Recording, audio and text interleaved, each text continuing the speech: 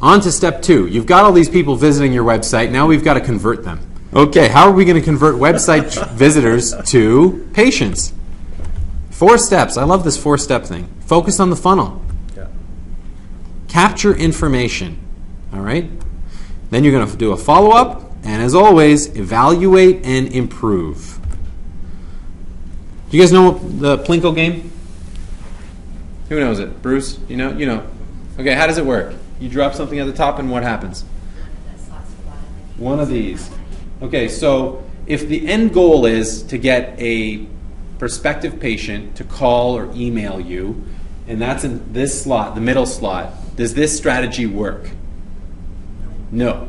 You want that. You want everyone funneled, forced to basically navigate your website so that there is only one thing that they can and should do, which is call or email, right? That's how you're going to get all that website traffic funneled to the main objective. Should we tell them what happens if someone's already called or emailed you? Do you know what that means?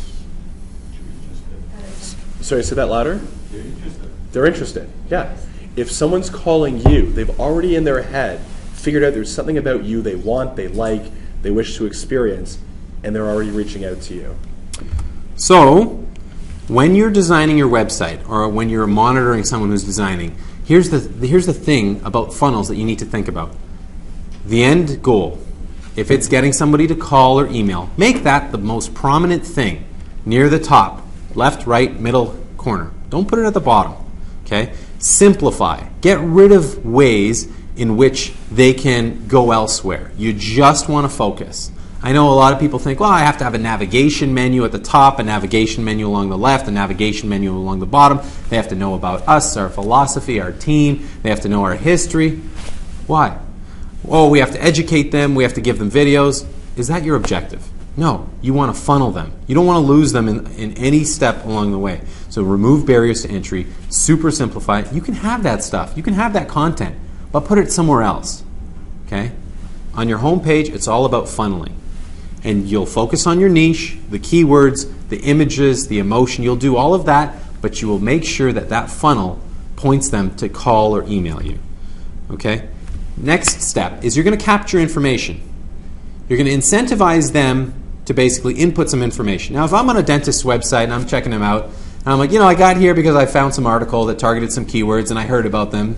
David and I typically have a 6-touch rule. What's the 6 touches, David? It usually takes 6 interactions with a person before they actually may become a client of yours.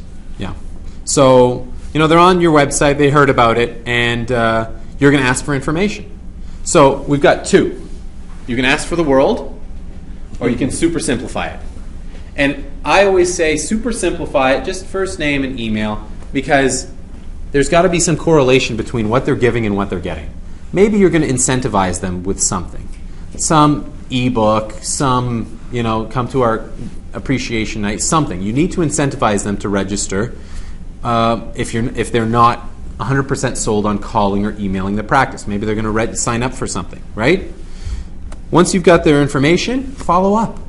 Maybe they didn't follow through, but one of the team members can send an email or phone call if you end up getting the contact information, phone number, and say, hey, I noticed you were interested in X.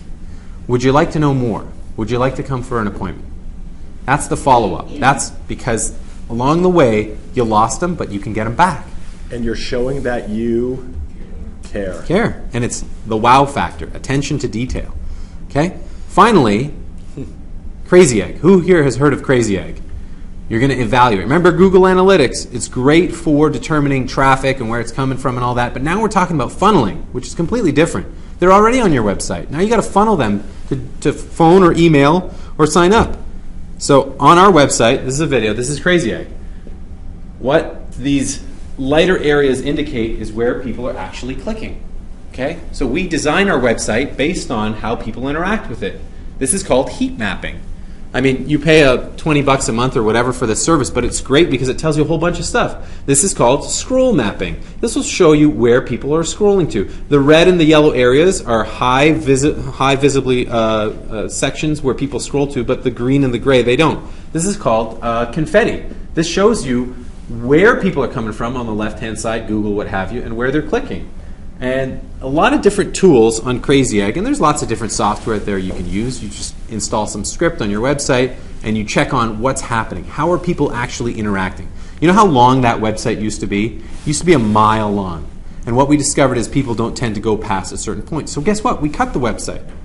We almost cut it, and I was torn because I wanted to put all these videos and blog articles and magazines. I wanted to show everybody what we're doing, but you know what? Nobody cares. They just want to see that thing, and they just want to register for the ebook or subscribe to our blog. That's it. And you know what? That's fine with us. If they want, they can dig. So that's Crazy Egg. So to convert visitors, do you remember the 4 steps? Bruce, you look like you remember. No, I don't, to be honest. Well, you remember Plinko? Yep. Okay. Is Funneling. what? Yeah, funneling? Perfect. Focus on the funnel. Okay, now we got to capture some information, right? What kind of capture do we think is more appropriate? Long form or short form? Definitely got to be short. Okay? And then once we've got some information, what are we going to do with it? Once we have their contact information, we're going to Contact. good. And then we're One of going the to touches. Yep, use techniques and software like Crazy Egg. So what's that all about? Why are we doing that? Well, see if it's working. Review. Evaluate and improve.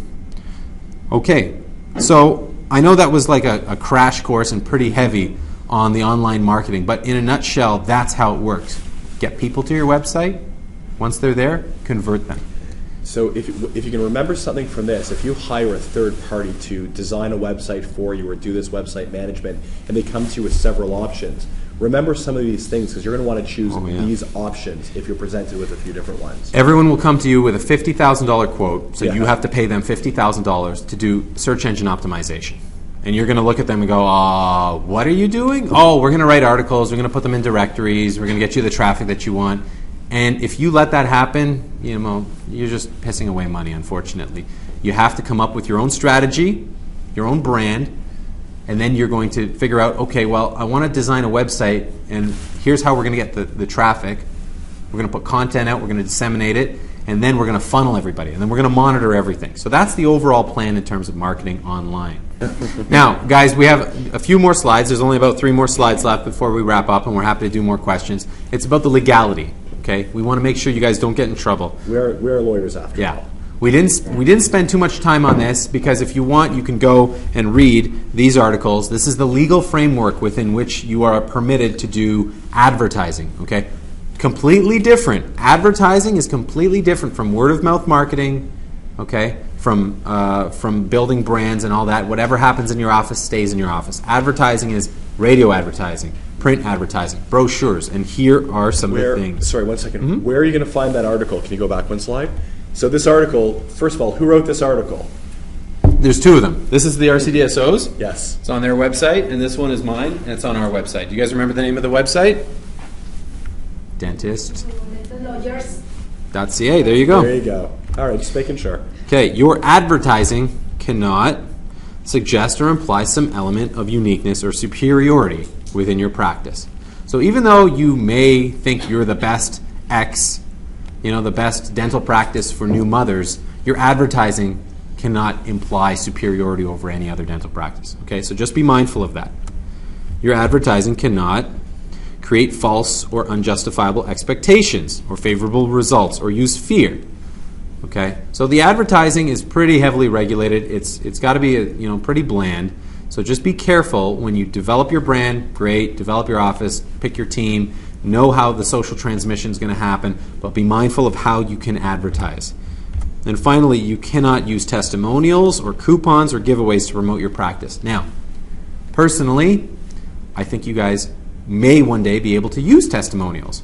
And the problem is the RCDSO says we can't verify if you wrote them or whoever wrote them. And there was a case in Florida with some lawyers who were not permitted to put testimonials on their website, and they actually fought it, and they won. And the judge said, well, listen, as long as you can, within certain reason, verify that these testimonials came from these people, you can leave them on. You may not be targeting the patients. Remember, we had a graph up here. You might not be targeting the right patients for your practice. We say never lead with free or discount or coupon. That's not why they're going to come to you. That's not why the ideal patient is going to come to you. They're going to come to you because of your brand, your message, the experience. And guess what? You're going to charge them premiums, and guess what? They're happy to pay. But by the way, back that up with some good clinical dentistry as well. Don't forget about the good dentistry. Yeah. What about using things like Groupon? Have you heard of this? Dentists are using Groupon. It's not a good idea. First of all, you can't do it because you're fee splitting with a non-dentist, and dentists can't do that. Second of all, you're leading with discount, and it's not good. Okay? So don't do that. And that's it. That's our presentation.